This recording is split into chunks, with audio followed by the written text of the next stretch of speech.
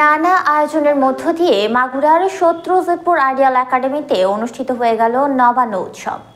উৎসবকে ঘিরে শীতের পিঠা, খেলাধুলা ও সাংস্কৃতিক প্রতিযোগিতার আয়োজন করা হয়, যা দেখতে ছুটে আসেন শিক্ষার্থী, অভিভাবক ও দর্শকেরা। বিস্তারিত জানাচ্ছেন মাগুরা প্রতিনিধি মতিন রহমান। বাংলা এবং বাঙালির ঐতিহ্যকে ধারণ করে মাগুরার সত্যজিৎপুর আইডিয়াল একাডেমিতে নবান্ন উৎসব অনুষ্ঠিত হয়েছে। সোমবার সারাদিনব্যাপী কোমলমতি শিক্ষার্থীদের নিয়ে এই আয়োজন করে একাডেমি কর্তৃপক্ষ। এ সময় লাঠি খেলা, গ্রাম বাংলার ঐতিহ্যবাহী বালিশ বদল, মোরগ লড়াই সহ সাংস্কৃতিক অনুষ্ঠান আরম্ভ হয়।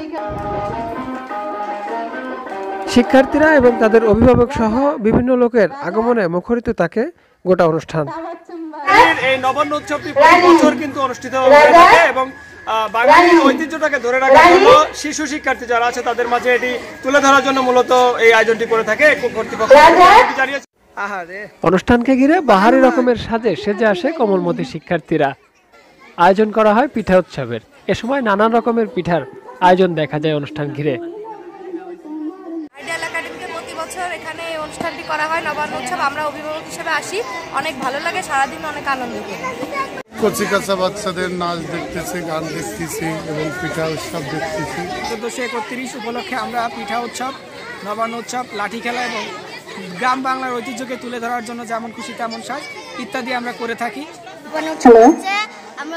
সবাই ক্লান্ত, আসলে বালিশ বদলটা অনেক সময় ধরে হয়েছে তো।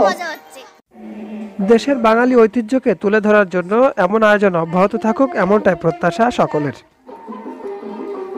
মতিন রহমান, সিএন বাংলা, মাগুরা।